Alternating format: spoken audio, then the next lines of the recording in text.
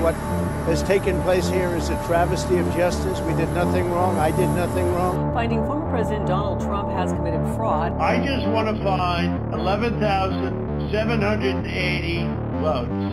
President Biden making it official he is running, well aware of concerns about his age. I said we're in a battle for the soul of America, and we still are.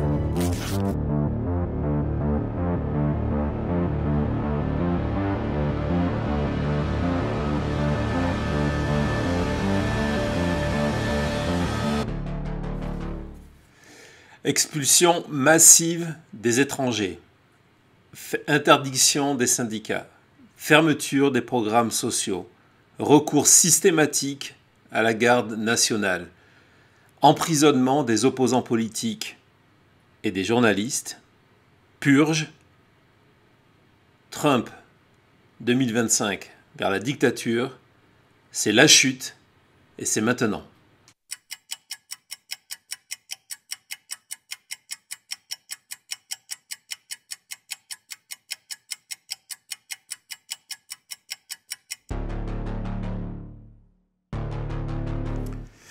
Bonsoir tout le monde.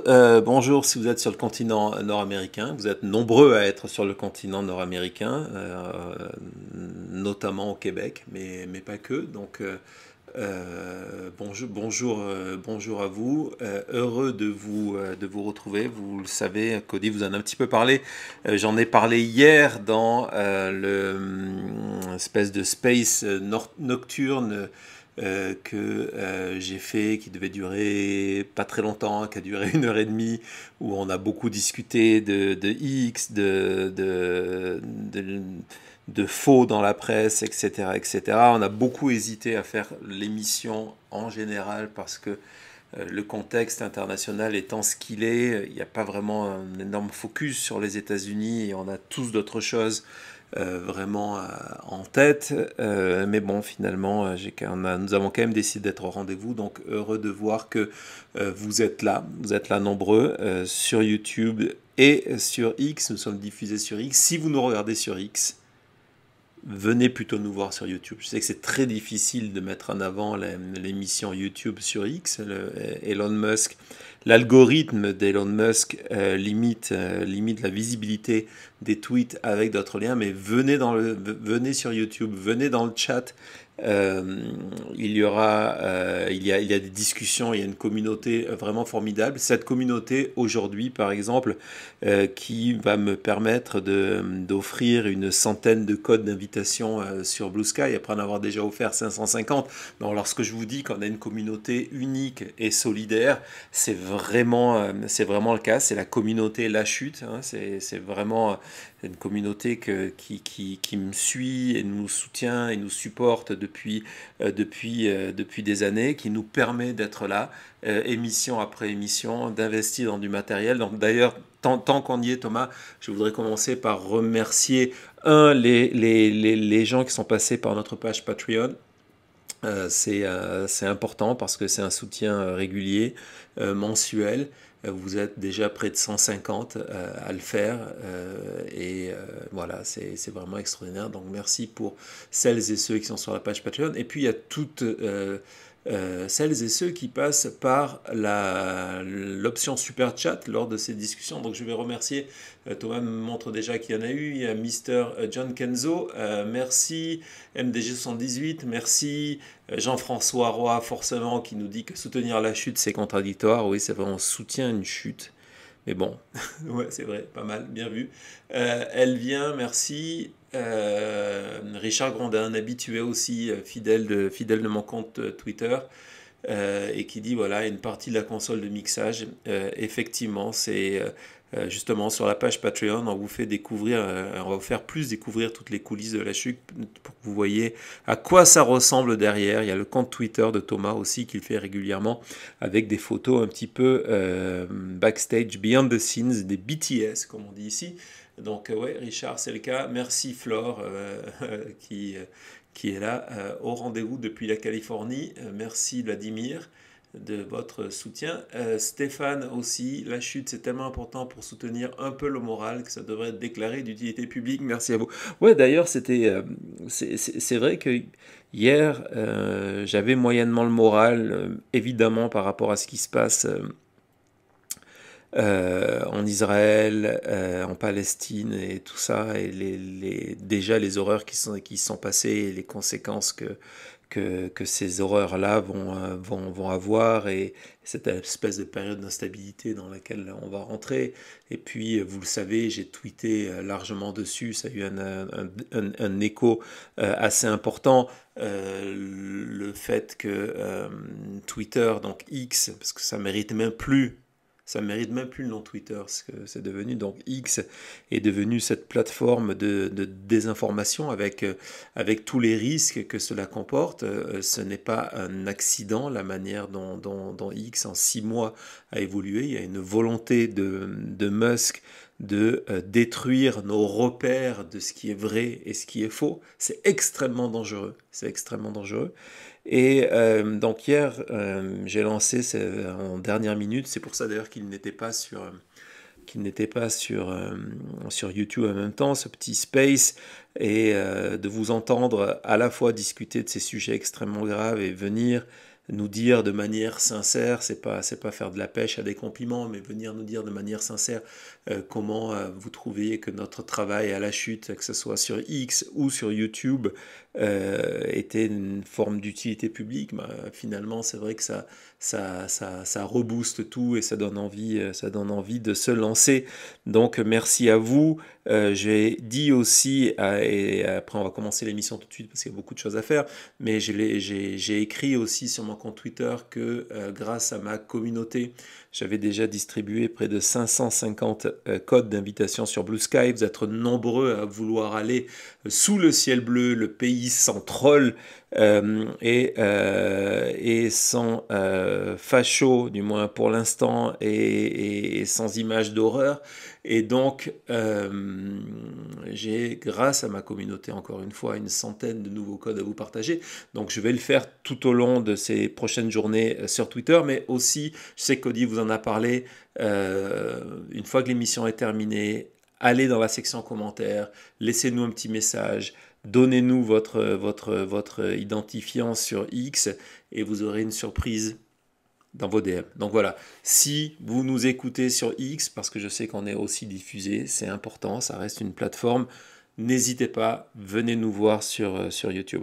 Donc voilà, j'ai fini par, je crois que j'ai fini, j'ai dit tout ce que je devais dire. Thomas, transition, et on commence par quelques petites brèves d'infos avant de se plonger dans un sujet extrêmement grave, qui vraiment, comme je l'ai écrit aujourd'hui, et depuis que je travaille sur Trump, depuis 2015, est sûrement l'aspect qui m'a le plus révolté et inquiété. À tout de suite.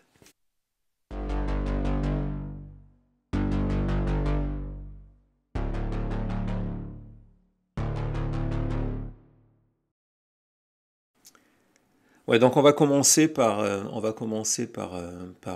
l'actualité. Il y a le procès de New York, il y a le vote du speaker, et il y a puis ce qu'on aime bien faire, et on va essayer d'en faire une tradition. Il y a ce moment MAGA, cette petite vidéo qui est une sorte de virgule, une virgule un petit peu amusante. C'était hier lors du Space. Il y a Stéphane Bourdeau qui est venu, qui est un habitant de Montréal, et qui en fait nous a fait rire en nous expliquant que ouais, tout ça c'est vrai, c'est grave, effectivement c'est dangereux, mais n'oublions jamais que ces gens-là sont d'une stupidité confondante, et donc on a pas mal rigolé avec ça. Donc il y aura ce petit moment MAGA, mais commençons tout de suite par New York, parce que j'ai reçu une tonne de messages sur Blue Sky, sur Threads, où je suis aussi, avec une activité un petit peu limitée parce que c'est difficile de mener tout ça de front, et sur X, où on est dû me dire, mais donc le procès à New York, le procès financier, c'est fini. Non,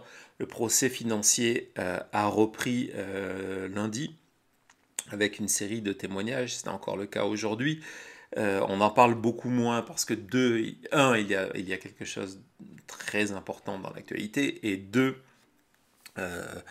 Trump a décidé de ne plus aller à ce procès qui était une cause perdue. Il a fait ce qu'il devait faire, c'est-à-dire faire de la publicité pour pouvoir demander de l'argent. C'est ce qu'il a fait copieusement la semaine dernière lorsqu'il était là, toutes ses interventions, jusqu'au moment où le juge en a eu marre de ce cirque et lui a imposé un gag order pour qu'il cesse d'attaquer les équipes du juge et de donner les noms des membres du tribunal en pâture à sa communauté. Donc, après avoir demandé pendant 3 jours de l'argent, après avoir conclu qu'on l'empêchait de parler et que donc il fallait lui donner de l'argent, Trump est parti jouer au golf. Hein, on a eu des photos, depuis il joue au golf, tout le temps, il joue au golf, et puis de temps en temps il fait des meetings politiques, on va en voir tout à l'heure une image, mais donc le procès continue. Je vous rappelle que l'information la plus importante, c'est que ce procès est en fait une deuxième partie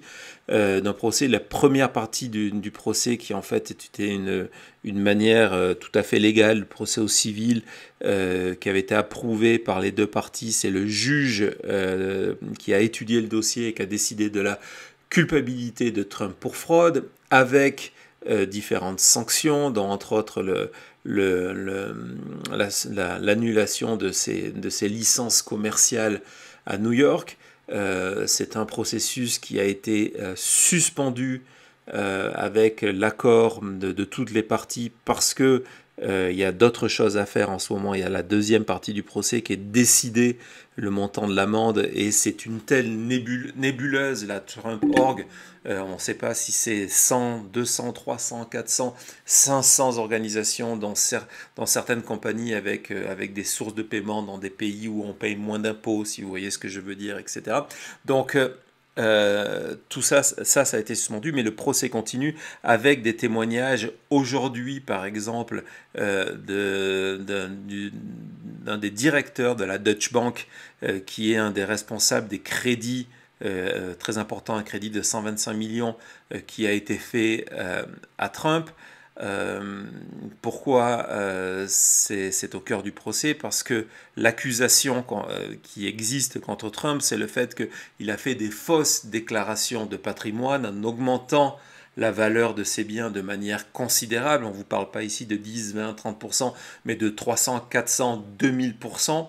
Donc il a augmenté la valeur de ses biens pour justifier qu'on lui prête plus d'argent à des taux d'intérêt absolument compétitifs que ni vous ni moi ne pouvons avoir, soyons clairs. Et donc la Deutsche Bank a été parmi ces banques, ces rares banques qui, sur la fin, parce qu'il y avait un énorme doute collectif des banques aux États-Unis sur la vérité de la fortune Trump, mais la Deutsche Bank lui a fait donc un crédit en 2014, il me semble, de 125 millions de dollars. Donc aujourd'hui, le patron de la Deutsche Bank à l'époque a expliqué qu'il s'était basé sur les documents que Trump leur avait fournis. Donc ils avaient limité leur travail de recherche parce que ces documents s'accompagnaient de certifications d'un cabinet indépendant qui en fait était payé par Trump pour compiler les informations et pas pour faire un audit sur les informations. C'est pas la même chose. Et que le point qui est intéressant et qui justifie aussi pourquoi Trump mentait en permanence sur ses déclarations, c'est que une des clauses de ce contrat obligeait à Trump d'avoir une fortune, donc principalement des biens immobiliers, d'une valeur d'au minimum 2,5 milliards. Que s'il descendait cette fortune-là, ça remettait en cause les taux d'intérêt, les conditions du prêt, etc., etc. Et donc, au moment où Trump signe ce contrat, dans la réalité, sa fortune est entre 800 millions de dollars et 1,2 milliard. C'est des sommes considérables, hein, je ne remets pas ça en question, mais ces sommes considérables ne sont pas suffisantes pour garantir le prêt de la Deutsche Bank, qui est une nécessité parce qu'à ce moment-là, la Trump Organisation a un énorme problème de cash. Il faut du cash, il faut que ce prêt arrive, que ces 125 millions de dollars arrivent sur les comptes. Et donc, il y a cette déclaration de 2,5. Donc ça, on a appris ça hier. Hier, il y a eu le directeur financier de la Trump Org qui est venu témoigner en nous racontant qu'en fait, lui, il validait les informations que au-dessus de lui, on lui passait. Au-dessus de lui, il y avait une seule personne, c'était Trump. Et on est revenu, ce qui l'a rendu fou, j'ai posté le tweet, il a posté ça en plein milieu de la nuit, on est revenu sur de la manière dans le magazine Forbes aux États-Unis, qui chaque année établit le classement des plus grosses fortunes au monde et des plus grosses fortunes aux États-Unis. D'ailleurs, cette année, son Forbes 400, qui est le classement des 400 plus grosses fortunes américaines, Trump ne figure plus dedans, donc ça l'a déjà extrêmement mis en colère, mais surtout Forbes est à l'origine non seulement d'un des doutes sur la fortune Trump, mais de la preuve que Trump savait qu'il mentait. Que ce n'est pas des erreurs. L'accumulation d'erreurs serait déjà extraordinaire, mais que là, ce n'est pas une erreur. Et ce premier point, c'est que c'est sur la surface du triplex de Trump à New York. Il a déclaré en gros un appartement de 3000 m², d'un peu plus de 3000 m². Dans la réalité, document signé par Trump à l'appui au moment de ses déclarations d'impôts, l'appartement n'en fait que 1000, donc 3 fois moins. Et donc, comme du coup, il est valorisé sur le prix au mètre carré, donc lorsqu'on déclare 3 fois plus de mètres carrés, on déclare 3 fois... On affirme avoir 3 fois plus d'argent et donc 3 fois plus de garantie pour la banque qui va lui prêter de l'argent. Et Forbes, lorsqu'ils font leur classement, ils se rendent compte la première fois que Trump leur a donné des mauvaises informations. Et ils communiquent avec Trump par email en leur disant, voilà, il y a une erreur, votre appartement, il ne fait pas 3000 m², il fait 1000. Et ces avertissements ont été volontairement ignorés parce que ça remettait en cause tout le reste. Donc voilà, donc ça c'est hier. Le procès, on me demandait quand est-ce qu'il va terminer. On n'a pas encore de date. Il y a encore plusieurs témoignages de prévus. Et encore une fois, l'ensemble de ces témoignages, ce n'est pas pour décider de la culpabilité ou pas de Donald Trump, c'est pour décider du montant de l'amende qu'il doit payer et des conséquences liées à l'amende. 250 millions de dollars a demandé la procureure. Ça peut être moins, ça peut être plus. Ça peut être beaucoup plus, et que le fait que Trump ne puisse plus faire, Trump, ses fils et la Trump Org ne puissent plus avoir mené de relations économiques avec n'importe quel organisme financier qui est représenté ou installé à New York. Donc en gros, avec la terre entière côté bancaire. Donc ça, c'était pour Trump à New York. Deux mots très rapides, ça s'est joué ce matin. Ça s'est joué, premier acte s'est joué ce matin sur le remplacement de Kevin McCarthy à la tête de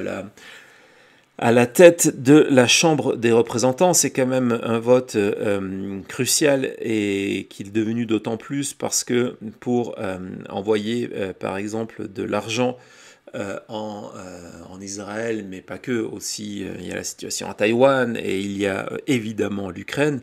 Il faut que le Congrès puisse se réunir, il faut que la Chambre des représentants puisse se réunir et voter. Donc sans président de la Chambre des représentants, il n'y a pas de vote pour venir, par exemple, en aide en Israël. Donc aujourd'hui, premier acte à huis clos parce que, comme je l'ai écrit, lorsque l'on vote pour des clowns, on obtient un cirque. Et donc le cirque républicain est tel qu'ils avaient décidé de se réunir en huis clos, sans téléphone, etc., pour choisir un candidat. Il y en avait deux. Il y avait Steve Scalise, dont je vous ai parlé il y a une dizaine de jours, qui est un élu ultra-conservateur de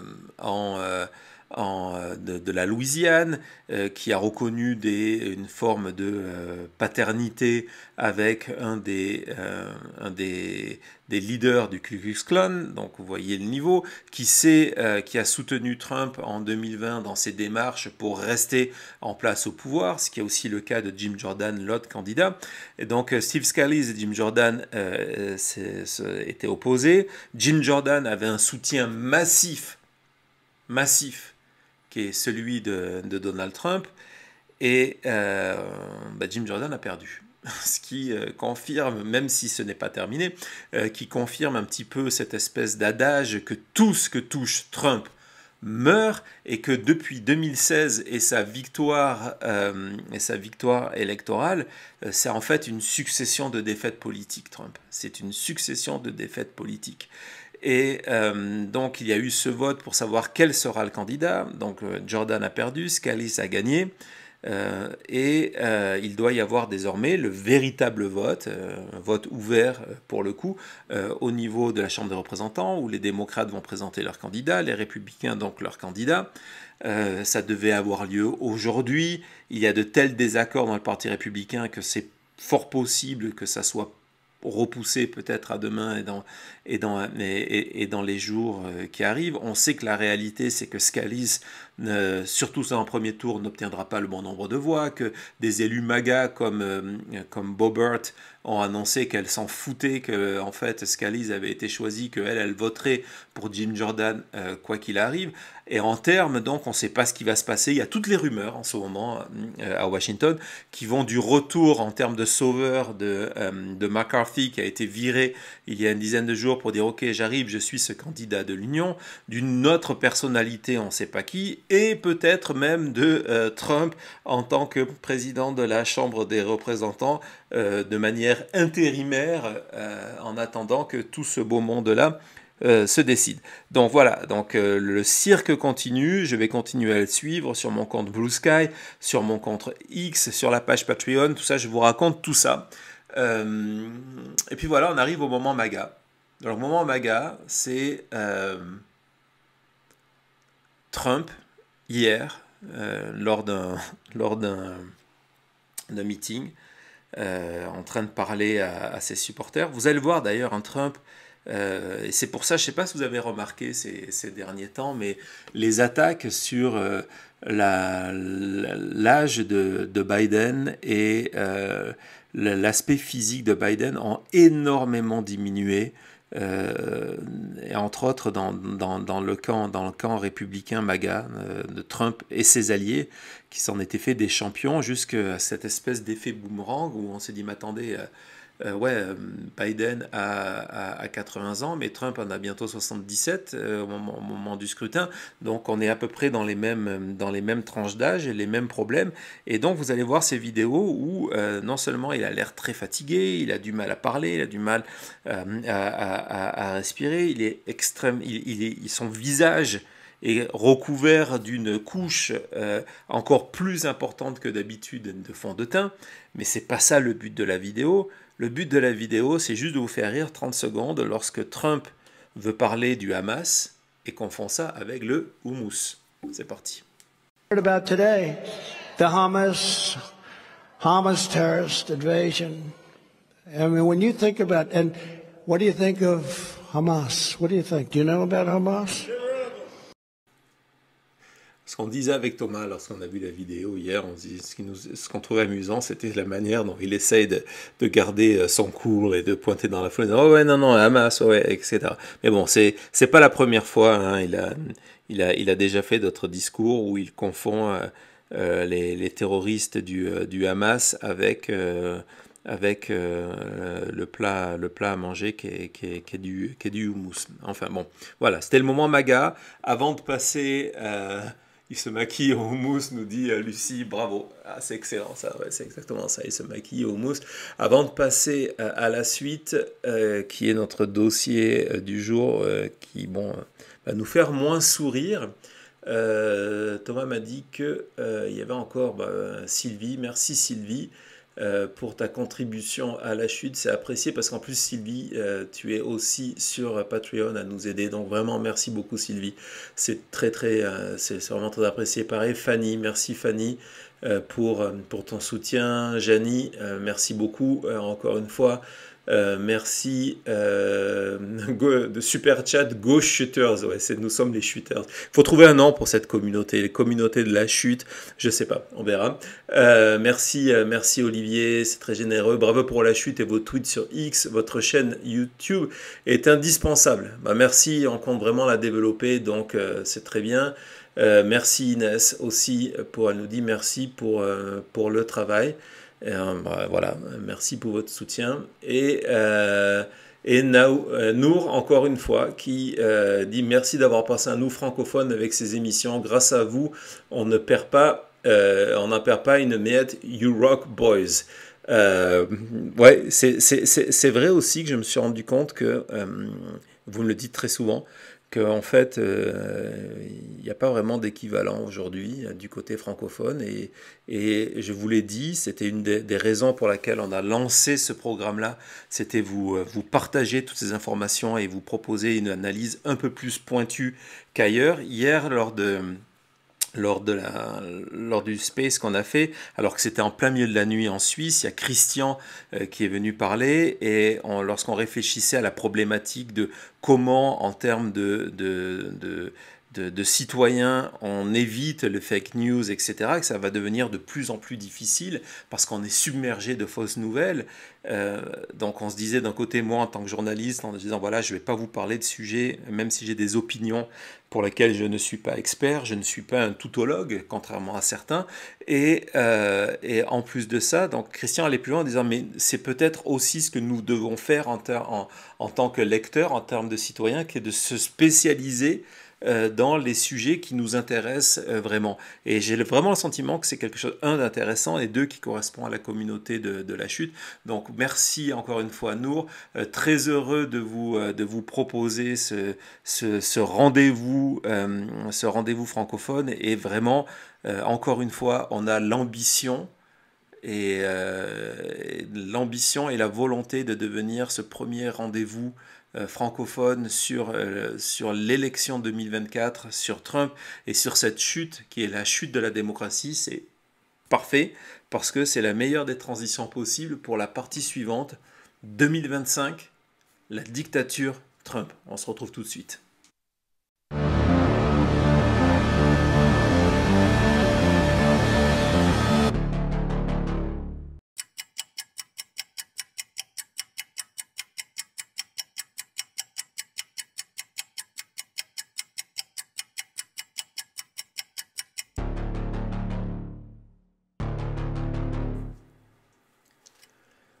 Alors on pourrait parler peut-être de politique fiction. C'est peut-être de la politique fiction. Christian, lui encore hier, expliquait que c'était nécessaire de faire ces projections, et je suis d'accord. Si je vais faire cette projection, si on va faire l'exercice qu'on va découvrir ensemble, c'est parce que c'est une manière de vous mettre en garde. Et lorsqu'on utilise le terme de politique fiction, il y a ce côté presque de film d'anticipation, vous voyez, façon Soleil Vert, en se disant peut-être ça arrivera dans 50 ans. Malheureusement, tout ce que je vais vous raconter, tout ce que je vais vous dire aujourd'hui est basé sur non seulement des déclarations de Trump et de ses alliés, de deux programmes politiques qui sont en train de façonner Trump et sa future présidence s'il est élu, l'agenda 47, l'agenda 47 et le projet Project 25 et le projet 25, je vous en parlerai un peu plus tard. Donc tout ce que je vais vous dire est basé sur la réalité. Donc oui, c'est de la politique fiction dans le sens que ce n'est pas encore arrivé. Oui, c'est de la politique fiction parce que ça part du principe que Trump est réélu. Si aujourd'hui, et j'insiste encore là-dessus, si aujourd'hui il me fallait désigner ce qui, à mon avis, gagnerait la présidence, l'élection présidentielle, si elle avait lieu aujourd'hui, ça serait Biden et ça serait pas Trump, pour de multiples raisons. On en parlera un de ces jours, je sais que c'est un sujet qui vous intéresse, mais si on part du principe que Trump gagne en 2024 et prend donc le pouvoir en 2025, tout ce que je vais vous dire, va se passer. Et ce que je vais vous raconter, pour le coup, c'est vraiment la chute de la démocratie américaine et son remplacement par l'installation d'une dictature présidentielle.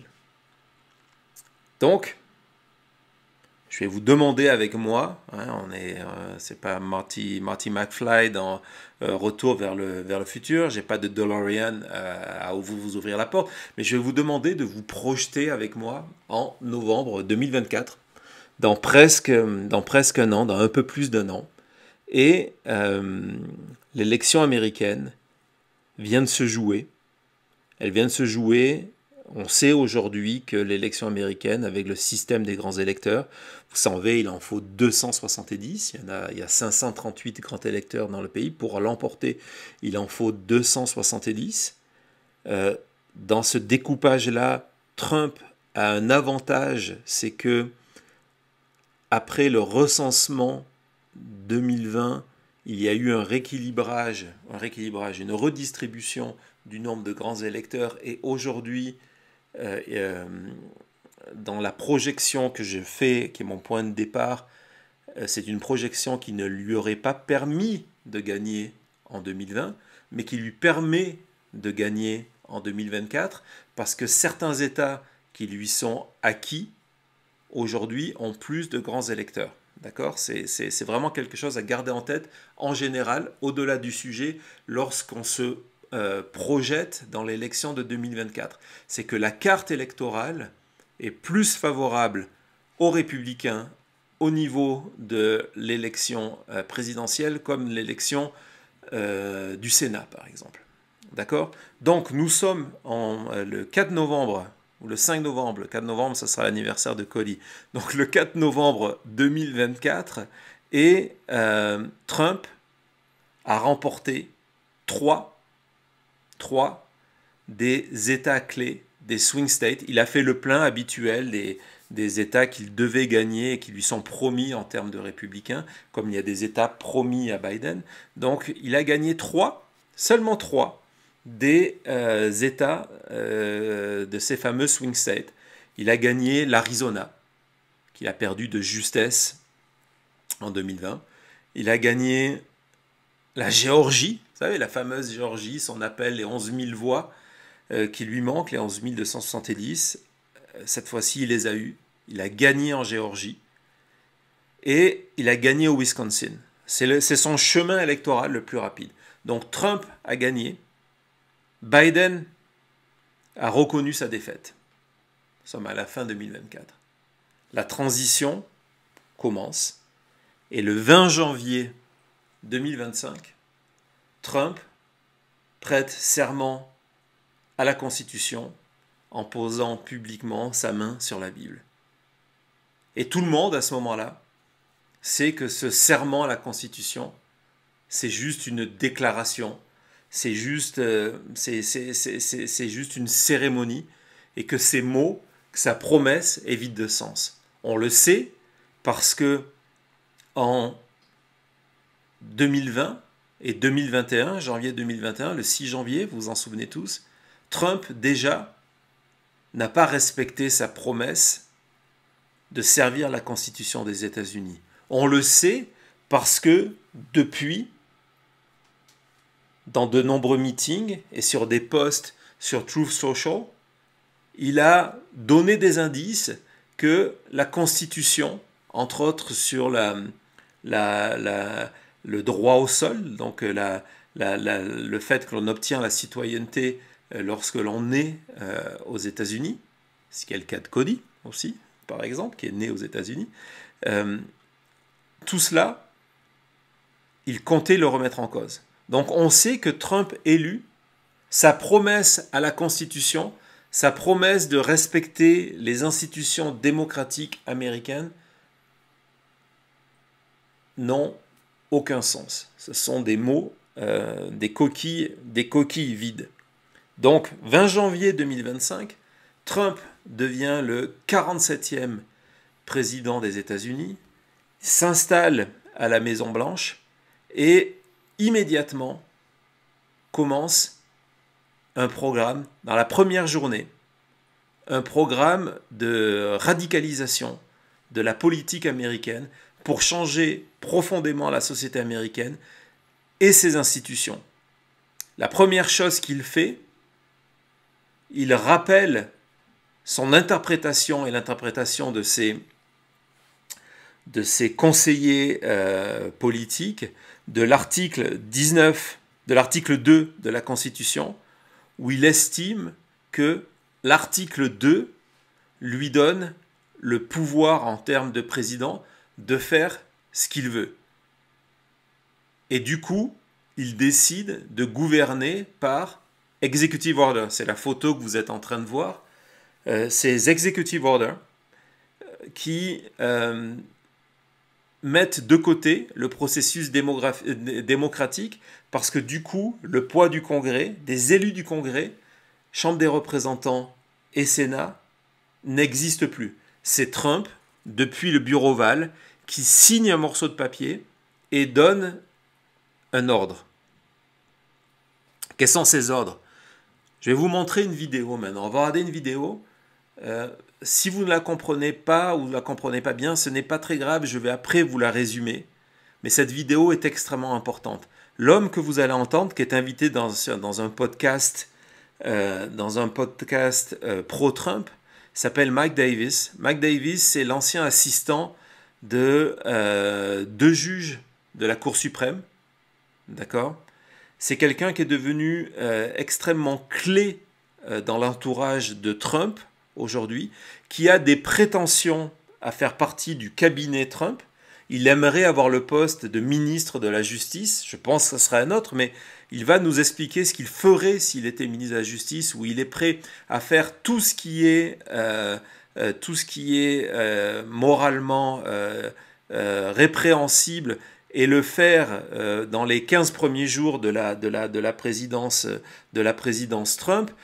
En échange, il le dit, de recevoir un pardon de Trump. Donc il est prêt à commettre des fautes graves. C'est dit aujourd'hui, nous sommes en 2023, d'accord, de commettre des fautes graves au nom de Trump en échange d'un pardon. D'accord? Et ce Mike Davis, aujourd'hui, son travail au sein d'un groupe qui s'appelle Article 3, il me semble, son travail aujourd'hui, c'est de préparer des jeunes magistrats loyaux à Trump, d'extrême droite, pour que lorsque Trump redevienne président, Trump nomme ces juges-là à vie, comme on vient de le voir lorsque sa dernière nomination, lorsqu'il était président en 2020, ça a été de nommer la juge Cannon. C'est une fonction qui est devenue une juge fédérale, une fonction à vie, et c'est extrêmement intéressant parce que c'est une magistrate qui est jeune, donc qui va rester pendant peut-être 30 ou 40 ans à son poste. Et donc le travail aujourd'hui de Davis, c'est de préparer des juges encore plus jeunes, encore plus radicaux, encore plus extrémistes que la juge Cannon, qui jure fidélité à Trump pour pouvoir les mettre en place une fois que Trump sera élu. Donc voilà, c'était l'introduction. On regarde la vidéo et je vous raconte après. Mike, I've never called for lava to rain down from the heavens, but maybe upon Washington, D.C. Would you be that sweet red hot lava for us? I've never been called sweet, and you call me Sweet Ginger, so I think I'm in, Ben. During my 3-week reign of terror as Trump acting attorney general, before I get chased out of town with my Trump pardon, I will rain hell on Washington, D.C. We've talked about this, Ben. I have 5 lists ready to go, and they're growing. List number 1, we're going to fire. We're going to fire a lot of people in the executive branch and the deep state.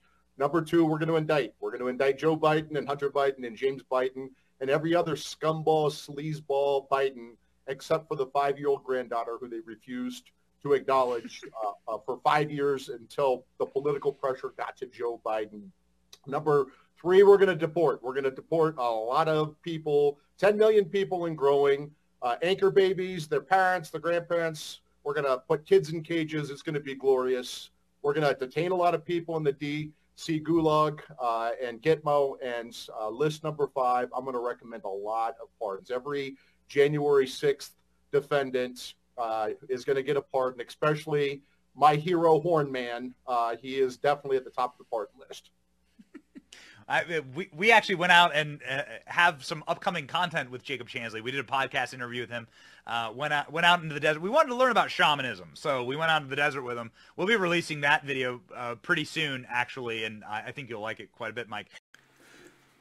Je voulais que vous voyiez cette vidéo, non seulement pour ce que dit Mike Davis, mais je me suis dit, même si vous ne comprenez pas l'anglais, vous allez être sensible, et je vois que ça a été le cas dans le chat, vous allez être sensible aux éléments de langage corporel, et de voir que ces personnes-là sont en train de décrire un programme en 5 points qui est absolument cauchemardesque et qui aura des effets sur des millions de vies, tout ça avec le sourire, c'est encore plus effrayant.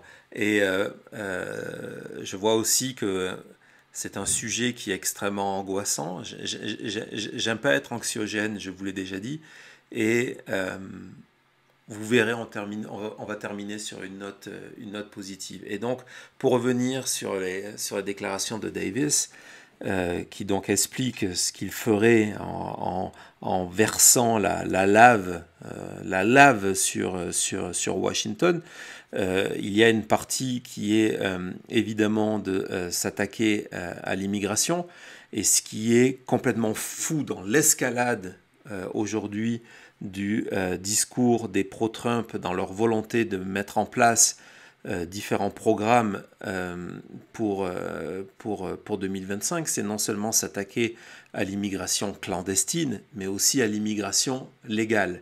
Et donc, le sourire aux lèvres, avec un certain plaisir dans la voix, Mike Davis raconte qu'il compte expulser Manu Militari. Et lorsque je dis Manu Militari, ça fait partie du plan de Trump d'utiliser un texte qui est le Alien, je vais pas dire une bêtise, le Alien Enemies Act, donc un vieux texte de loi pour mettre dehors, en utilisant l'armée, en plus le mot américain c'est deport, donc de déporter cette dizaine de millions de personnes, pas simplement les immigrés clandestins, mais ce qu'on appelle les anchor babies, donc des descendants d'immigrés qui sont nés sur le sol américain, donc qui ont obtenu, grâce au droit du sol, la nationalité américaine, et il se réjouit donc de les mettre dehors, eux, leurs parents, leurs grands-parents, et aussi de retourner à un programme encore plus actif de mettre, Thomas vous montre les photos, des enfants en cage. Et aujourd'hui, mettre des enfants en cage, c'est séparer les familles, c'est un programme politique. Et au-delà de Trump 2025, cette contamination du mal et cette espèce de surenchère verbale a gagné l'ensemble du Parti républicain. Lorsqu'on regarde le dernier débat pour la candidature, DeSantis, le gouverneur de Floride, qui s'est déjà illustré avec envoyer des officiels ou des gens qui travaillent pour lui, les envoyer au Texas, hein, c'est pas à côté de la Floride, et les faire embarquer dans des bus pour en fait aller les drop dans des États démocrates. Il y a déjà ce comportement, mais DeSantis a précisé que lui, s'il était élu, il autoriserait les gardes frontières à tirer à vue. Donc dès que quelqu'un traverserait la frontière de manière illégale, il aurait le droit d'être exécuté sur place sans autre forme de procès, que ce soit un réfugié politique ou pas. Et d'ailleurs, cette volonté affirmée dans les mots de tuer du monde, on la retrouve aussi chez Trump, qui a expliqué il y a quelques jours, donc c'est assez ironique pour quelqu'un qui est inculpé 4 fois et avec 91 chefs d'inculpation, il expliquait que le jour où il redeviendra président, il donnera l'autorisation aux forces de l'ordre de tirer à vue et donc de tuer quelqu'un qui ira voler dans un supermarché, qui ira voler un vêtement ou quoi que ce soit, il aura le droit de tuer. Donc il y a cette fascination pour une forme d'autoritarisme extrêmement important. Donc Mac Davis explique qu'il y a tout ce programme-là. Je vais vous expliquer comment c'est une réalité. Lorsqu'aujourd'hui on va consulter les déclarations de Trump, mais aussi les parties de son programme qui sont déjà publiées ou qui sont préparées à l'heure actuelle par des associations proches de Trump, il y a donc cette volonté d'expulser massivement des étrangers et leurs familles, de revoir les conditions de la légalité de leur immigration, de revoir le fameux droit du sol, donc pour le limiter, et de séparer les familles et d'enfermer donc les enfants en cage, et d'utiliser l'armée pour mener des convois jusqu'aux frontières et d'expulser ces étrangers-là vers le Mexique, même s'ils ne viennent pas forcément du Mexique, ce qui en plus crée une crise internationale assez intéressante. Un des autres points, c'est d'avoir transformé les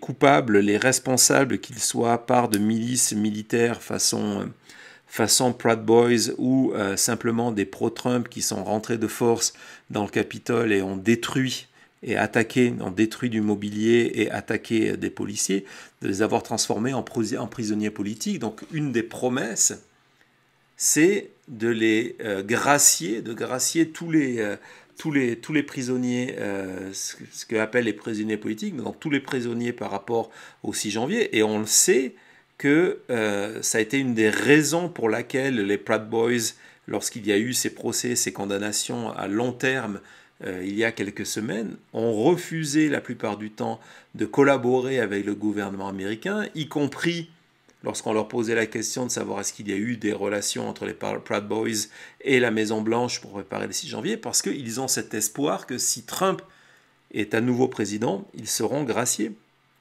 Un des autres aspects de Trump dictature, c'est l'utilisation de la loi pour inculper et emprisonner ses ennemis politiques. Là, on vous parlait de l'ensemble des Biden, comme pendant souvent on vous a dit que c'était l'ensemble des Clinton. Donc les Clinton, ennemis de l'Amérique, c'est un thème qui est un petit peu éculé. Donc maintenant on est dans Biden, ennemi de l'Amérique, Biden contrôlé par Obama, ennemi de l'Amérique. Et donc il y a cette volonté d'utiliser l'appareil judiciaire pour inculper, emprisonner et punir. Et lorsqu'on va voir dans les déclarations de Trump, encore une fois, et dans ses messages et dans les textes qui sont préparés à l'heure actuelle pour que cette transition vers une dictature soit quasi immédiate, on se rend compte que, par exemple, c'est envoyer des prisonniers politiques à Guantanamo, c'est de créer ce que Mac Davis, dans d'autres textes, appelle un goulag à Washington. Et du côté de Trump, c'est de punir ses ennemis politiques et se venger d'eux, très souvent, y compris jusqu'à la peine capitale. On l'a vu ces derniers temps, il s'est attaqué à différentes personnalités, dont le général Milley, qui était son chef d'état-major, en expliquant que comme il avait d'une certaine manière désobéi à Trump et affirmé son indépendance, il méritait la mort. Donc il y a cette volonté de punir les ennemis politiques, et je vais vous raconter jusqu'où vont ces ennemis politiques, et de les condamner à mort. Avec Trump, pour la petite histoire, il a déjà annoncé lorsqu'il était président, le retour de la peine de mort aux États-Unis. C'est déjà le cas dans un ou deux États, mais le retour de la peine de mort par par exécution, par un peloton d'exécution, donc un firing squad, qu'on tire dessus, qui est vraiment un acte politique extrêmement fort, hein, les opposants contre un mur, et on leur tire dessus. Et lorsqu'on parle des Biden, etc., ça va encore plus loin. Tout à l'heure, je vous raconterai qui sera en charge de ce programme et comment et pourquoi. C'est au-delà des personnalités politiques qui sont non seulement une menace, mais sur lequel Trump va se venger, parce qu'un deuxième mandat de Trump, il faut que vous compreniez, c'est ça, son deuxième mandat aura deux centres d'intérêt pour lui à titre personnel. Un, éviter la prison, parce qu'il sera protégé par la présidence, et deux, se venger de toutes ces personnes qu'il estime aujourd'hui l'ont trahi. Et donc les ennemis politiques aujourd'hui de Trump, ce sont évidemment les personnalités démocrates qu'il cite en permanence, mais ce sont aussi les républicains comme Liz Cheney et comme d'autres, les fameuses qu'il appelle Rhino, les républicains in name only, donc qui sont les républicains qui ne lui apportent pas un soutien massif et sans question. Un soutien qui n'est pas celui d'une Marjorie Taylor Greene qui est prête à tout, même voter pour lui s'il était en prison. Et donc toutes ces personnes où Trump estime qu'ils n'ont pas été fidèles à ses engagements et ne lui répondent pas ou ont indiqué une forme d'opposition, Trump utilisera le département de la justice pour les poursuivre et les faire emprisonner. Idem pour la presse. La presse, excuse-moi pour le micro Thomas, la presse ennemie du peuple. Donc la presse, lorsqu'on va lire les 900 pages du programme du Project 25, la presse est nommément citée comme étant une des entités qu'il faudra poursuivre. Donc, lorsqu'il va y avoir cette chasse aux opposants, dans le même esprit, supprimer les syndicats. On l'a vu actuellement avec la grève dans l'automobile, Trump est opposé aux syndicats. Il est opposé à toute forme de contre-pouvoir. Et un syndicat est un contre-pouvoir. Donc, il y a cet aspect-là. Il y a aussi, évidemment, tout un pan économique à cette dictature de Trump. Et le pan économique, vous allez vite comprendre, c'est qui va en supporter les frais. Il y a cette volonté de ce qu'on appelle d'imposer des tarifs, qui est une surtaxe à tous les produits importés, pour démontrer qu'on est America First. Et donc cette surtaxe de 10%, dans la réalité, qui serait systématique pour tous les produits qui viennent de l'étranger, c'est le consommateur qui en fait les frais, c'est le cas de le dire, et on estime que le plan Trump engendrerait un surplus d'inflation et un surplus de 300 milliards de dollars pour le consommateur américain. Mais peu importe, parce que tout ça serait contrebalancé par des baisses d'impôts, mais pas des baisses d'impôts au niveau des citoyens, des baisses d'impôts au niveau des entreprises et des Américains les plus riches. Mais cette volonté donc d'imposer une dictature présidentielle où Trump aurait tout pouvoir et déciderait d'avancer par executive order, donc s'attaquerait à l'immigration, s'attaquerait aux ennemis politiques, aux ennemis aux défenseurs de la démocratie. Il y aurait aussi une volonté, et on rentre vraiment encore une fois dans l'idée de contrôler l'opposition, de museler l'opposition. Donc une utilisation massive, on l'a vu vers la fin de son mandat, de la garde nationale. De la garde nationale, mais aussi de groupes militaires qui appartiennent au Department of Homeland Security, un petit peu comme Poutine fait avec Wagner, le même modèle qui serait donc pas l'armée américaine, parce que l'armée américaine a prêté serment à la Constitution et pas serment au président, et donc d'utiliser ce recours à la force de manière systématique. Ça veut dire quoi de manière systématique? Ça veut dire, par exemple, lorsqu'il y aurait des manifestations contre Trump, contre une décision prise par Trump, on l'a vu tout au long de sa présidence, même si les autorités de la ville, le maire de la ville, le gouverneur de l'État, refusent l'aide de la garde nationale, Trump enverrait la troupe, enverrait la garde nationale pour mettre fin à des manifestations. On l'a vu, c'est ce qu'il a essayé de faire à New York, c'est ce qu'il a essayé de faire dans d'autres villes en 2020 suite à la mort de George Floyd, qui a été un épisode important dans la course présidentielle pour 2020. Et avec ça, on sait, c'est la porte ouverte à tous les excès, aux excès sur le terrain, mais aussi les excès à Washington au niveau de la Maison-Blanche, de décider, de dire, tiens, par exemple, en Californie, il y a un gouverneur qui nous embête, qui est le gouverneur Newsom, qui est un opposant politique extrêmement fort, utilisant n'importe quel prétexte pour essayer de reprendre un contrôle militaire d'une partie de Los Angeles, par exemple, une partie de Sacramento. Donc ça, c'est un exemple. Ensuite, au-delà de cette utilisation de l'armée, il y a toute une partie de l'agenda qui est utilisée contre, je vous disais, les ennemis politiques. En fait, aujourd'hui, c'est pour ça qu'il faut faire extrêmement attention aux mots que l'on utilise.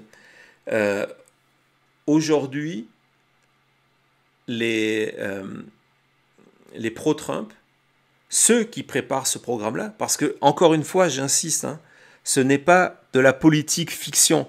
Tout ce programme-là, tout ce que je suis en train de vous raconter, on va rentrer dans le détail après, est actuellement discuté, préparé et écrit pour que Trump ait tout à disposition au jour 1 de son arrivée à la Maison-Blanche, le 20 janvier 2025.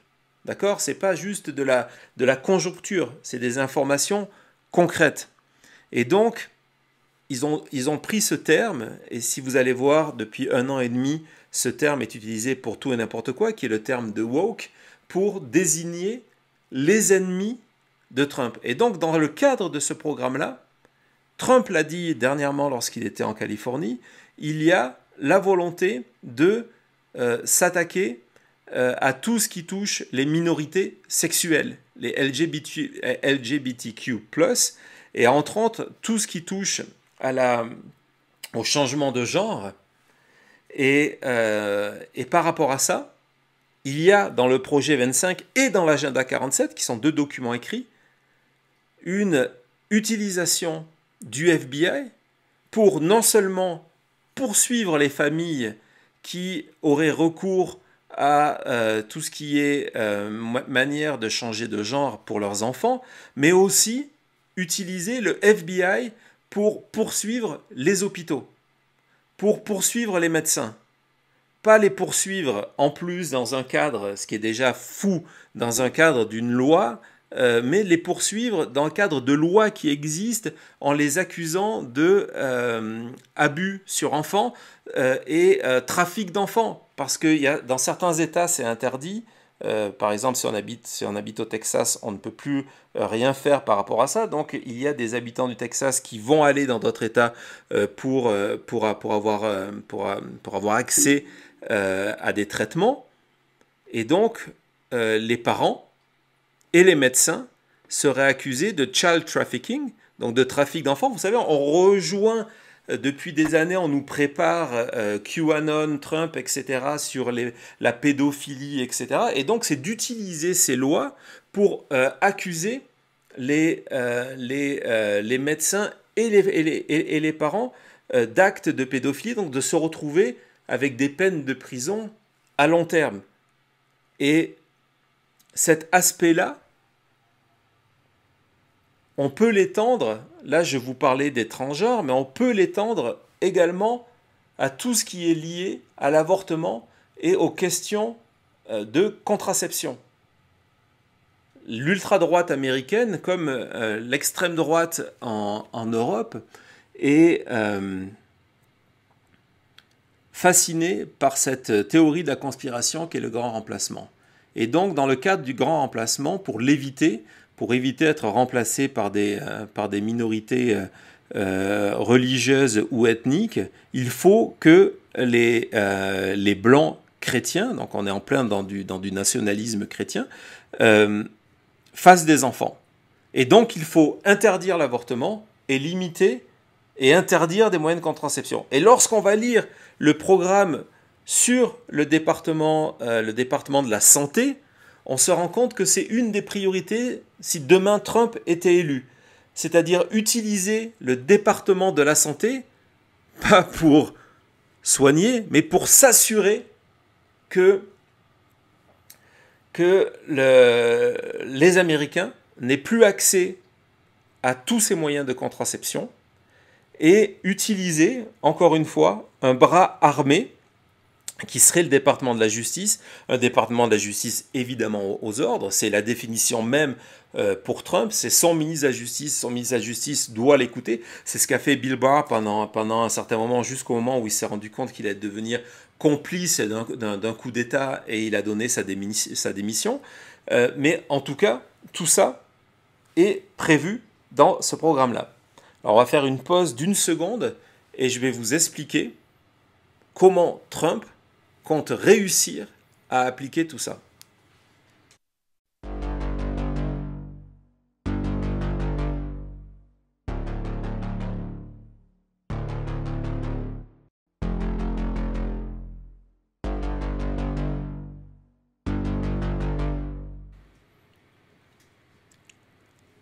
En 2016, Trump avait déjà fait des promesses assez folles, comme par exemple ce qu'on a appelé le Muslim ban, donc d'interdire l'accès aux États-Unis aux musulmans. Son principal problème, le ban a été rejeté par la justice, c'est que en fait, Trump s'est retrouvé avec une opposition au sein de l'administration, donc l'administration politique américaine. Les premières oppositions de personnes qui ont refusé de passer ces lois et qui ont poursuivi le gouvernement américain sont venues de rang du département de la justice et d'employés gouvernementaux qui sont en place, quelle que soit la présidence, pour s'assurer que le pays continue à fonctionner. Chaque président, en gros, lorsqu'il prend la place, il a cette espèce de privilège non écrit de remplacer dans les positions clés, de mettre des personnes qui sont là pour appliquer sa politique. En gros, entre 2 et 4 000 fonctionnaires qui sont remplacés, mais des gens à des positions clés. Trump, tout au long de sa présidence, et ça a été aussi le cas en 2020, je vais vous raconter ça tout de suite, s'est retrouvé face à une opposition au sein de son administration, donc d'employés gouvernementaux qui ont, contre vent et marée, souvent ce sont des anonymes d'ailleurs, contre vent et marée, au nom de la démocratie, se sont opposés au choix politique de Trump. Un des exemples, lorsqu'on vient en 2020, c'est que on est donc cette fois-ci en 2021. Trump est en train de préparer le 6 janvier. Il se base sur les fameux mémos de différents avocats, dont Eastman, et les conseils d'un employé du département de la justice qui s'appelle Jeffrey Clark. Aujourd'hui, Jeffrey Clark fait partie des co-inculpés de Trump avec le DOJ, parce que c'est lui, entre autres, c'est un de ceux qui a mis en avant tout le schéma des grands électeurs. Et Clark est un pro-Trump. Il n'y a aucune information, il y a eu des enquêtes qui va dans le sens d'une fraude électorale, mais Clark, lui, est prêt à, s'il devient ministre de la Justice pour remplacer Bill Barr, il est prêt à faire fi de toutes ces enquêtes-là et de déclarer Trump vainqueur et de tout faire pour aider Trump à devenir président. Trump il y a même un mémo qui existe, qui n'a jamais été signé. Je vais vous raconter pourquoi il n'a jamais été signé. Trump est prêt à nommer comme ministre de la Justice cet homme qui est prêt à tout pour lui. Et c'est l'ensemble des procureurs au niveau fédéral des États-Unis qui informent la Maison-Blanche que si Clark est nommé, tout le monde va démissionner. Et que donc Trump se retrouvera face à un scandale majeur, une crise politique, peut-être même une espèce d'humiliation, où tout le ministère de la Justice démissionne. D'accord ? Et donc c'est pour ça que le mémo n'a jamais été signé par Trump et que Clark n'est pas devenu ministre de la Justice aux ordres de Trump. Pourquoi c'est important ? Parce que ce point-là est le cœur de l'installation d'une dictature aux États-Unis. Si Trump veut réussir, il doit remplacer au premier jour l'ensemble de ces fonctionnaires qui, quelle que soit la couleur politique, habités par la volonté de, eux, défendre la Constitution et la démocratie américaine, s'opposeraient à sa volonté de, par exemple, légiférer uniquement par executive order ou, par exemple, utiliser l'armée ou la garde nationale ou transformer certaines lois. Et donc, ça fait depuis 2018, suite au camouflet sur le Muslim ban, que au sein des fidèles de Trump et de l'extrême droite américaine, on réfléchit ce qu'on pourrait faire par rapport à ça. La première chose qui a été faite, en fait, elle a déjà été faite par Trump, c'est le dernier executive order qu'il a signé en octobre 2020, qui est une réforme, ce qu'on appelle le Schedule F.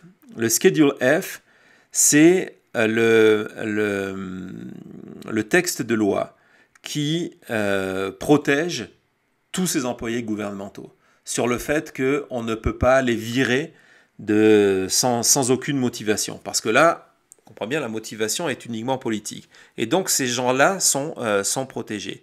Et Trump, juste avant de partir de la Maison-Blanche, parce qu'il avait besoin de reprendre le pouvoir pour rester en place, il signe cet executive order qui remet en question donc le statut de tous les fonctionnaires aux États-Unis et le fait que sur une décision du président, ils peuvent être virés comme ça. S'ils refusent de suivre les ordres, s'ils refusent d'exécuter la politique présidentielle, s'ils se réfèrent à la Constitution, ils peuvent être virés comme ça. Évidemment, une des premières choses que fait Biden au moment où il arrive à la Maison-Blanche, c'est de remettre en question ce Schedule F. Et donc ce Schedule F est aujourd'hui au cœur des réflexions de l'entourage de Trump. Et au cœur de ce fameux projet 25, le Project 25, vous pouvez aller voir sur Internet, l'ensemble du programme est là, qui dit voilà, comment faire pour supprimer cette opposition de l'intérieur et être prêt.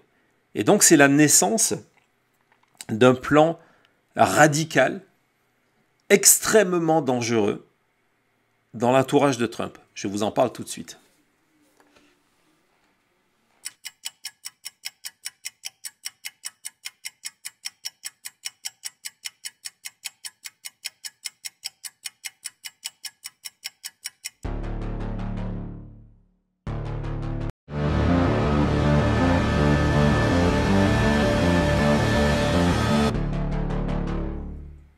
Merci d'être si nombreux. Hein. Thomas vient de me communiquer les chiffres, c'est vraiment phénoménal.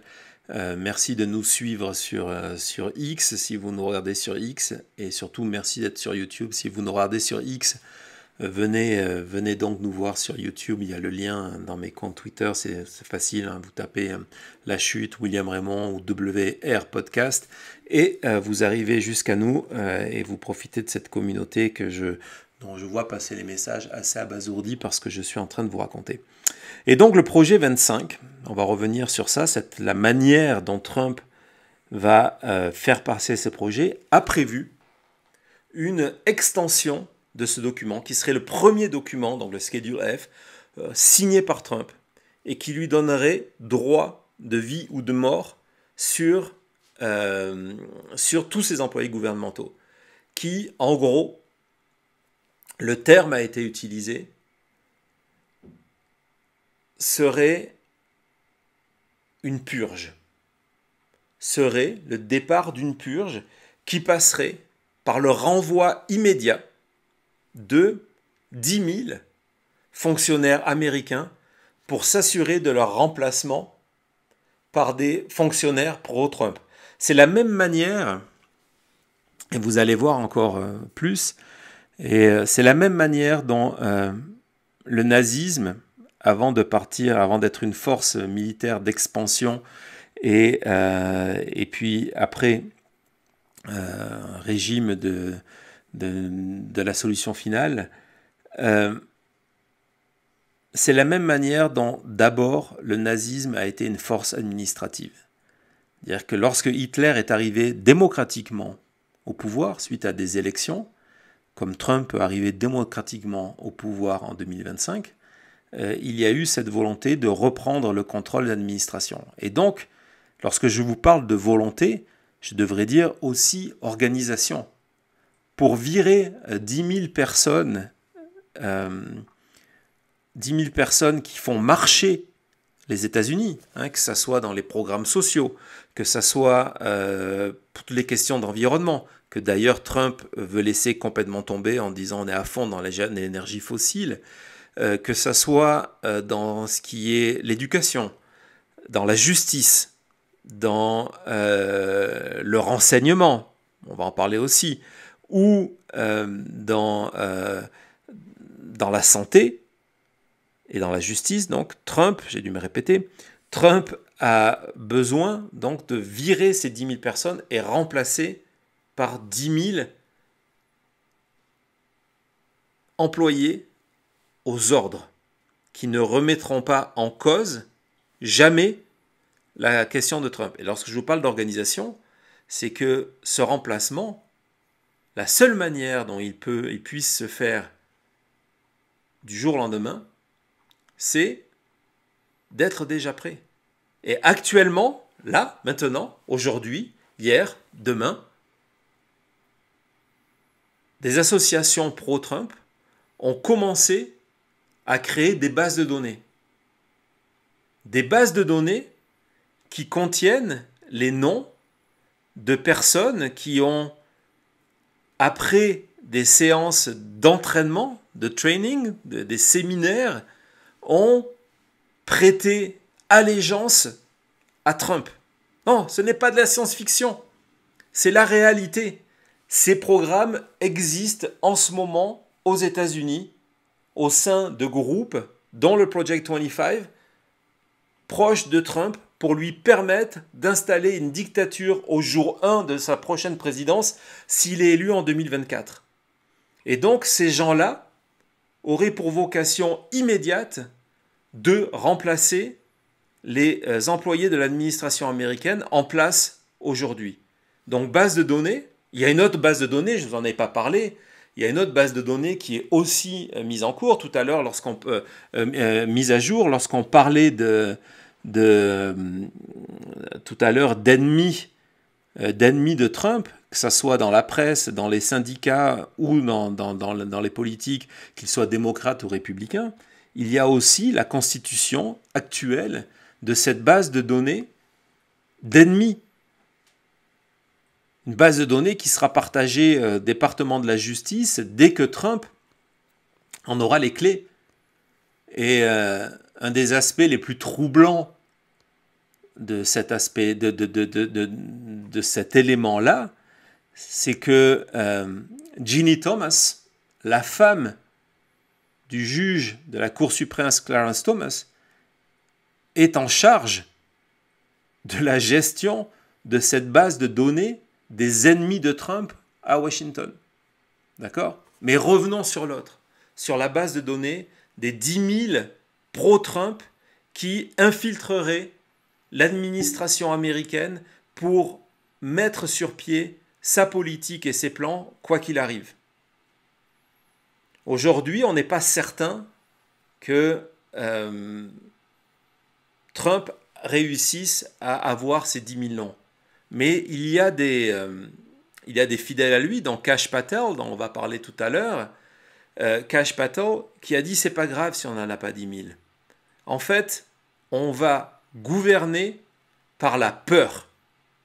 Gouverner par la peur, c'est, encore une fois, on en revient à la montée du nazisme en Allemagne, c'est virer, pas 10 000 personnes, mais peut-être en virer 2 000, 3 000, 4 000, de telle sorte que la plupart des employés soient terrifiés d'être dans le prochain wagon et que du coup, ils acceptent de se plier aux exigences de Trump. Donc ça, c'est une réalité menée aujourd'hui par The Project 25. C'est une réalité. Cette base de données est en cours de réalisation et ces séminaires d'entraînement pour devenir des fonctionnaires aux ordres ont lieu. Non, parce qu'aujourd'hui, lorsqu'on regarde la télévision, on nous parle de l'âge de Biden, on en fait un petit peu sur les excès verbaux de Trump, mais on oublie tout ce que ça veut dire. C'est pour ça qu'aujourd'hui, je voulais faire cette émission. Je voulais vous démontrer ce qui est en train de se préparer. Parce que le plus fou, il est là. Le plus fou, il est là. C'est que personne ne pourra dire « on ne savait pas ». Il y a des voix, dans la mienne, tout petite, qui ont dit « regardez ce qui est en train de se passer » et tout est en train de se passer devant nos yeux. Je vous parlais de Kash Patel, par exemple. Kash Patel, c'est un personnage formidable. Ici, formidable n'est pas utilisé dans le sens positif du terme. Kash Patel, c'est un fidèle parmi les fidèles. Il est l'exemple de ce que Trump demande autour de lui. En 2016, Patel, c'est un assistant parlementaire. Un assistant parlementaire.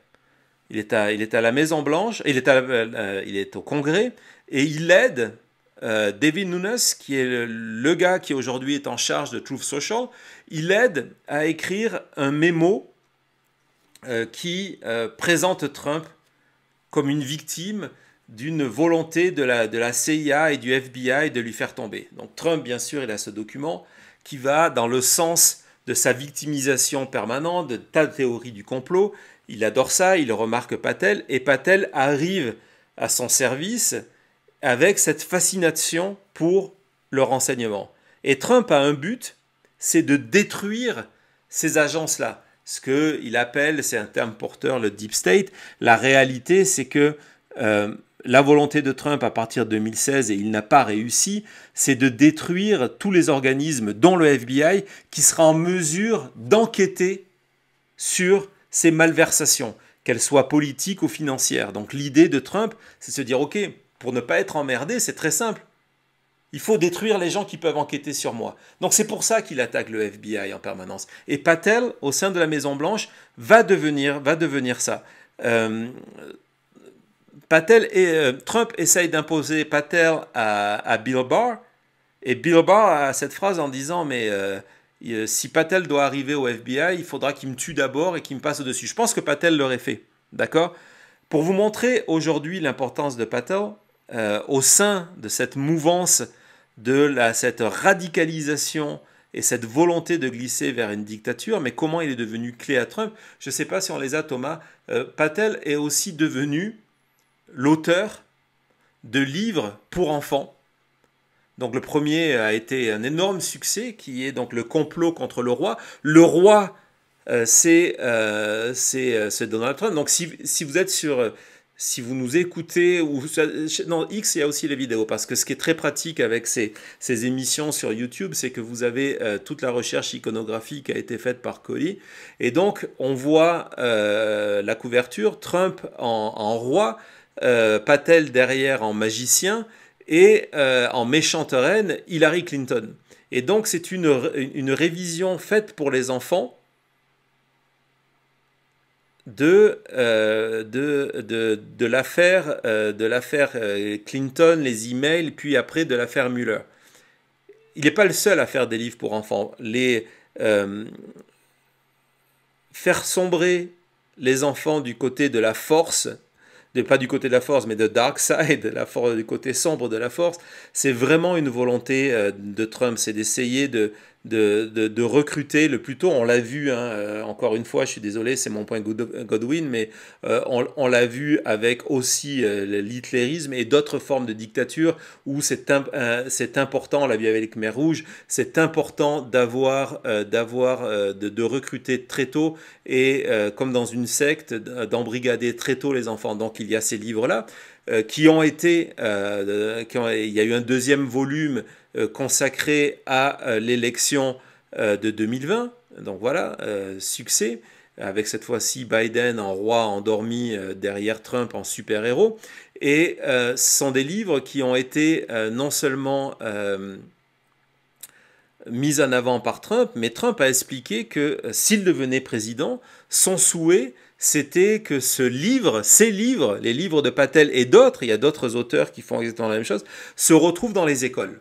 D'accord ? Dans chaque école, pour que chaque enfant américain ait ce sentiment, ce culte de la personnalité. Et le culte de la personnalité, c'est un élément clé, c'est un élément clé de toutes les dictatures aussi. D'accord ? Donc, Patel est en charge de ça, mais Patel est celui qui aussi, aujourd'hui, a décidé de anticiper cette arrivée de Trump et d'utiliser des dons, de l'argent, non seulement pour son enrichissement personnel, qui aurait pu être le sujet de l'émission aujourd'hui, mais ce n'est pas le cas, d'utiliser des dons pour, par exemple, poursuivre les journalistes qui s'opposent à Trump.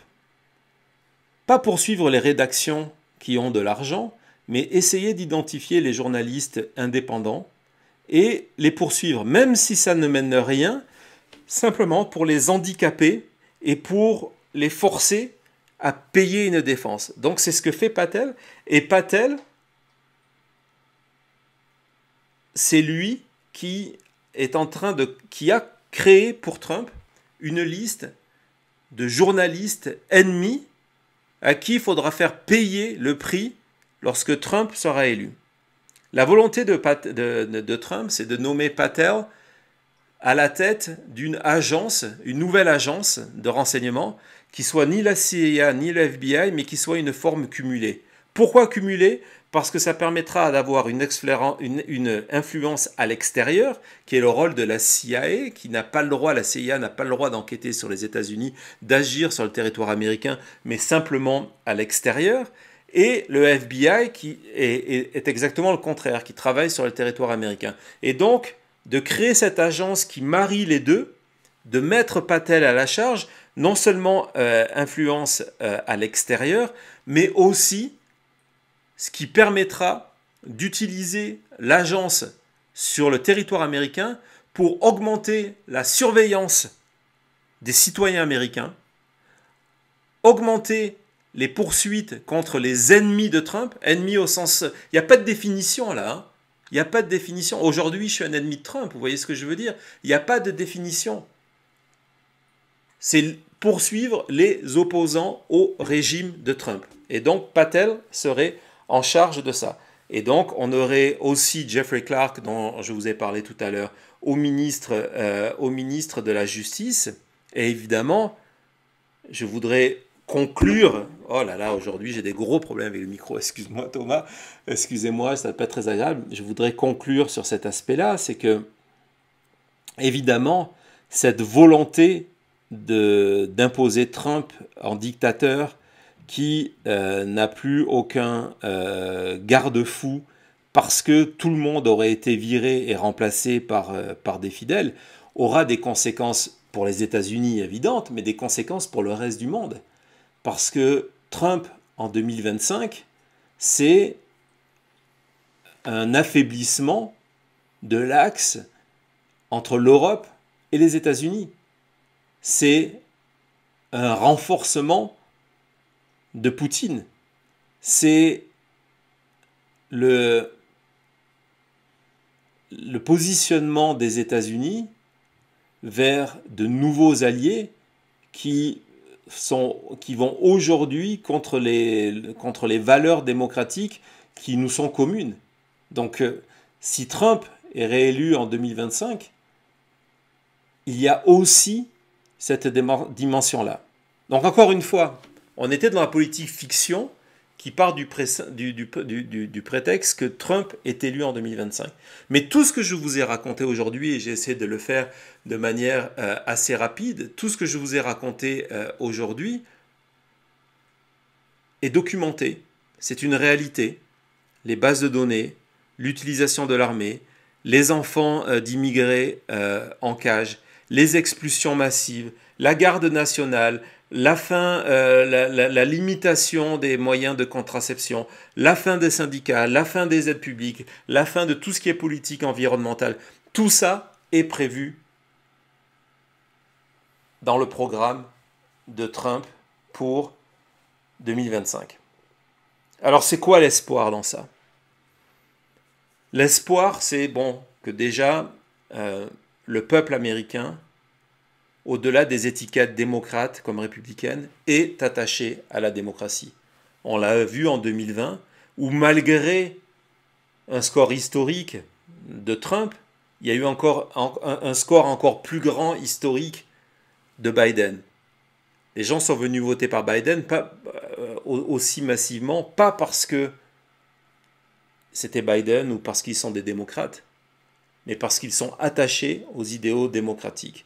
Et ça va être un enjeu de cette campagne. Expliquer aux gens que s'ils ne vont pas voter, le risque, c'est d'avoir tout ce que je vous ai raconté. L'autre espoir, de manière assez ironique, il vient du départ à la retraite. C'est un tweet que je vous ai partagé, on va regarder la vidéo ensemble. Départ à la retraite du général Milley, donc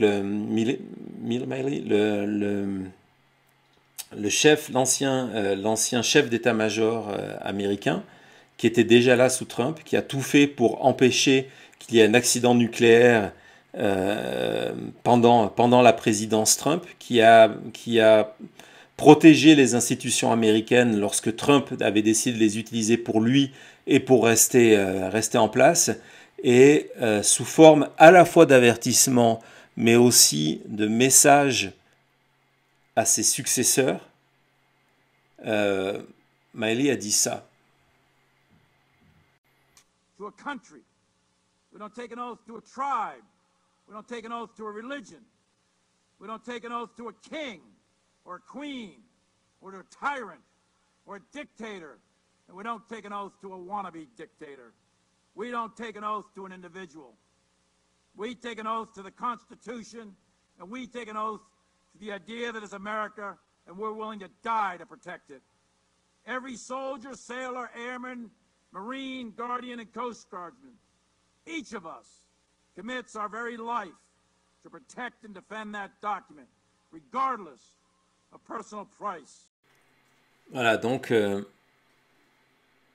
Milley a défini l'armée comme gardien de l'institution démocratique, dans un message très très clair sur le Trump de 2016-2020 comme ce que pourrait être le Trump de 2025, 2028-29, en expliquant que il ne prêtait pas, qu'en tant que militaire, que l'armée des États-Unis ne prêtait pas serment à un apprenti dictateur.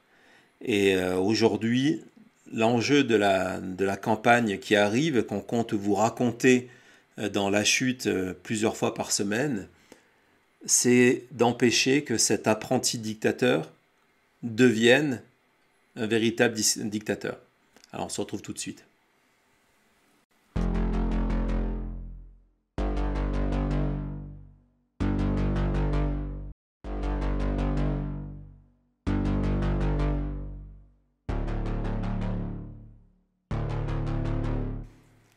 Alors avant de prendre quelques-unes de vos questions, je voudrais que ça soit une tradition. Il va falloir aussi que j'apprenne à me limiter dans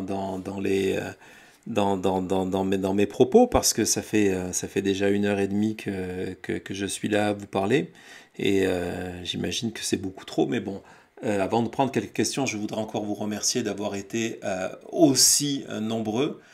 Celles et ceux qui sont passés sur la page Patreon pour nous soutenir mensuellement, merci beaucoup. Et puis vous avez été un nombre considérable. Je sais que Cody va venir à la fin, une fois que j'en aurai terminé, que je lui aurai laissé la place, va venir vous remercier un par un et vous donner les prochains rendez-vous de la semaine. Mais il y a quelques noms que j'ai vu passer. Donc merci Bruno pour votre soutien à la chute. Merci Olivier. Merci encore Jean-François qui nous dit le Fall Guys. Ouais, non, ça ira pas, ça marche pas. On va essayer d'en chercher un. On va le trouver. Merci Johan, fidèle aussi, une vraie fidèle depuis le début. Merci H3 qui va venir, le héros à la rescousse des États-Unis. Ouais, c'est vrai qu'on est dans une série. À la fin, il y a toujours un héros qui arrive. J'espère que le héros, ça sera le peuple américain. Voilà, ça sera le peuple américain qui se déplacera massivement et qui s'assurera dans tous les États où il faut, hein, parce que rappelez-vous, l'élection va se jouer dans 6 États. Ils s'assureront que Trump ne soit pas candidat. Ne soit pas gagnant. Et puis merci Sarah aussi pour votre contribution. Tous ces dons sont extrêmement importants. Ils nous permettent d'être de plus en plus présents. On a vraiment des projets d'être vraiment ici avec vous le plus souvent. Ça permet de financer une partie des recherches. Ça permet de financer le temps de Thomas et de Cody qui passent vraiment des heures à préparer tout ça. Ça permet aussi de payer le matériel et de le rendre meilleur. Saison après saison, émission par émission. Donc voilà, si on a quelques questions, c'est le moment, Thomas, de m'en balancer quelques-unes sur l'écran de contrôle. Voilà, Maxence qui dit quels sont les garde-fous à tout ça. Il cherche des failles, mais il doit y avoir des contres à ces failles. Il y en a quelques-unes, bien sûr, par exemple de monter jusqu'à la Cour suprême, mais est-ce que la Cour suprême aujourd'hui, dans un retour de Trump président, est-ce que ça sera un de ces contre-pouvoirs-là, en sachant qu'il a nommé 3 magistrats, en sachant que la femme d'un 4e, donc Ginny Thomas, travaille à ce plan-là avec Trump. Donc est-ce que la Cour suprême agira ? Au-delà de ça, ce sont des processus qui vont prendre extrêmement longtemps. Donc on va se retrouver où il va y avoir un fossé de plus en plus fort entre le fédéral, donc Washington, et certains États qui vont s'inscrire dans l'opposition à Trump de manière évidente. Mais la présidence américaine a d'énormes pouvoirs. Jusqu'à présent, les divers présidents, qu'ils soient républicains ou démocrates, ont essayé de gouverner en limitant ce rôle-là, mais Trump a décidé au contraire de faire sortir la bête et d'y aller à fond. Donc il y a malheureusement peu de garde-barrières. Et si par exemple, alors je sais que par exemple, pour vous parler je vous ai parlé de ce fameux Schedule F qui détermine le statut des employés gouvernementaux que Trump veut remettre en cause pour les remplacer par 10 000 fidèles. Il y a la Chambre des représentants, lorsqu'il y avait une majorité démocrate, a fait passer un texte de loi pour qu'on n'ait plus le droit, quel que soit le président, il n'ait plus le droit de revenir sur le statut des employés, pour empêcher justement ce que veut faire Trump. Ben, le problème, c'est que il y a eu des élections intermédiaires. Pour que le texte soit ratifié, il faut qu'il ressorte de la Chambre des représentants, ce qui aujourd'hui est impossible, et qu'il arrive au Sénat à temps, et il n'est pas dans l'ordre du jour. Les républicains ne veulent pas entendre parler. Donc la réalité, c'est que dans un an, il y aura un nouveau président, il n'y aura certainement pas de loi qui protège le statut des employés gouvernementaux. Et donc, pour Trump, le droit de les remplacer du jour au lendemain, de les virer du jour au lendemain et de les remplacer par les personnes qu'il décidera de mettre en place, quelle que soit leur qualification. Leur seule qualification, ça sera le fait que ce sont des serviteurs du pouvoir. Passez à notre question. Merci René pour votre contribution, c'est très apprécié, merci beaucoup. Nicolas, troisième raison, rester au pouvoir à la fin de son mandat. Évidemment, à partir de là, lorsqu'on devient une dictature présidentielle, le calendrier électoral n'a pas lieu d'être. Il y a des manières très simples. C'est un thème à un moment qui a un petit peu chatouillé Trump, d'ailleurs, à la sortie, on était en plein Covid, etc.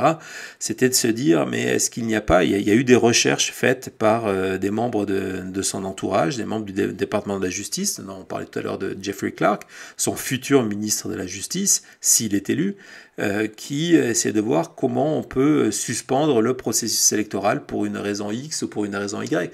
Donc c'est évident que si Trump est encore là et est toujours en vie ou toujours en santé, il remettra aussi en cause le calendrier électoral, c'est certain. Dernière question, ou c'est bon ? Alex, face à cela, on peut imaginer une véritable guerre civile. C'est clair que s'il y a cette dictature-là s'il y a cette volonté de dictature qui se met en place, ça va créer des manifestations extrêmement importantes. Et c'est pour ça que c'est aussi dans le programme de Trump, on en a parlé, c'est l'utilisation de la garde nationale pour venir étouffer toute forme de manifestation. Imaginons le maire d'une ville démocrate, Washington, par exemple, ou Dallas, ou encore ils viennent changer d'étiquette, mais d'une grande ville démocrate, ou Los Angeles, qui autorise des manifestations pour défendre la démocratie américaine. Trump, avec les nouveaux pouvoirs et la manière dont il veut les utiliser, il aura le droit de dire, bah tiens, on va envoyer la garde nationale, et on va envoyer ce groupe, ce qui a déjà été fait après toutes les manifestations suite aux abus policiers en 2020, de dire, bah tiens, on va envoyer des groupes quasiment paramilitaires à la Wagner, comme Poutine, ou la garde nationale, pour empêcher ces manifestations de déborder, quelle que soit l'excuse. Il a le pouvoir.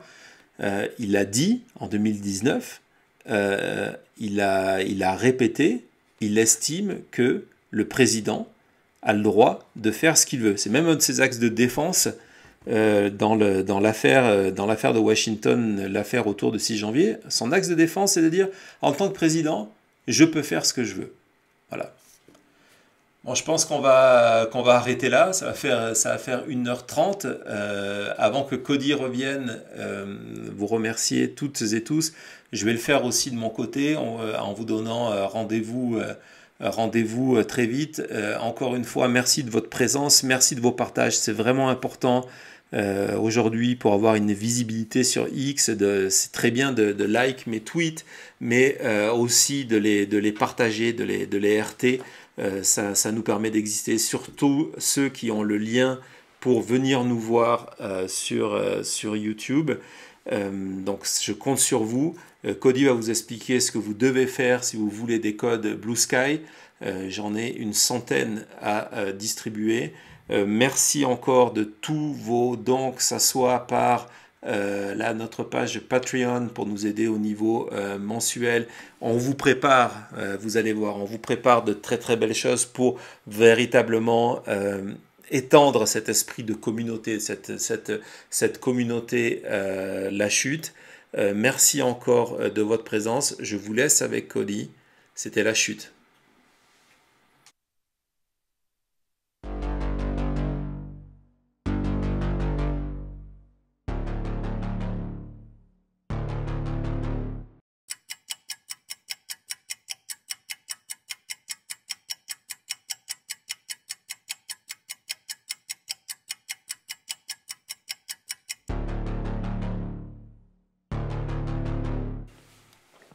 Rebonsoir, rebonjour à tous, content de vous retrouver. Je sais que le sujet n'était pas léger Mais le chat, toujours en forme, donc merci. Et merci à tous d'avoir regardé encore une fois.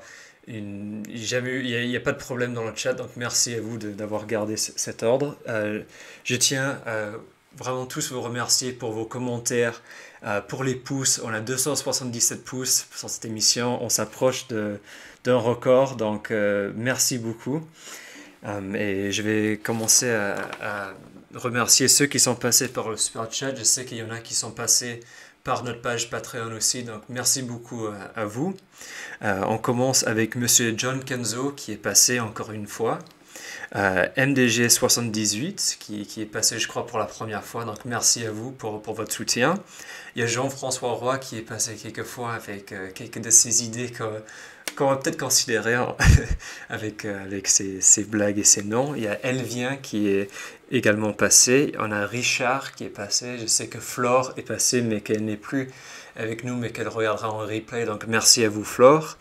Il y a Stéphane qui est passé. Merci. Il y a Sylvie qui est passée une semaine de plus. Donc merci Sylvie pour votre soutien. Il y a Fanny qui est passée. Merci beaucoup. Il y a Janie qui est passée, et il y a une personne qui est passée, et je ne sais pas si c'est juste moi, mais il n'y a jamais eu de nom de compte, donc c'est une icône orange. Merci pour votre soutien, notre super-héros anonyme de la chute, merci à vous. Il y a Olivier Besson, je ne sais pas s'il y a un rapport avec le cinéma, mais merci à vous. Il y a Inès qui est passée, et encore une fois, il y a Nour qui est passé, et vraiment Nour, toute l'équipe de la chute vous remercie pour votre don. C'est vraiment n'importe quel don, bien sûr, on l'apprécie et j'essaie pas de dévaluer un don ou l'autre, mais ce geste-là, vraiment, ça compte beaucoup pour la chute. Merci beaucoup à vous. Il y a Bruno qui est repassé, si je me souviens bien, vous aussi, la semaine dernière ou récemment, donc merci à vous. Il y a Olivier qui est passé. Il y a Johan ça je suis sûr, c'est la deuxième fois cette semaine, donc merci beaucoup à vous. Il y a H3 qui est une nouvelle personne pour nous, donc merci à vous. Sarah qui est passée, merci beaucoup Sarah. Le coach Harry Hughes, merci à vous au Canada. On a René qui est passé, merci beaucoup. Et Isabelle, je ne sais pas si j'en ai manqué, mais sinon merci vraiment à tous. Je sais que j'ai raté beaucoup de messages et je vois qu'on est quasiment à 300 pouces, donc merci beaucoup. Et comme William a mentionné, il a son code Ciel Bleu Blue Sky. Donc je vais vous dire comment les avoir.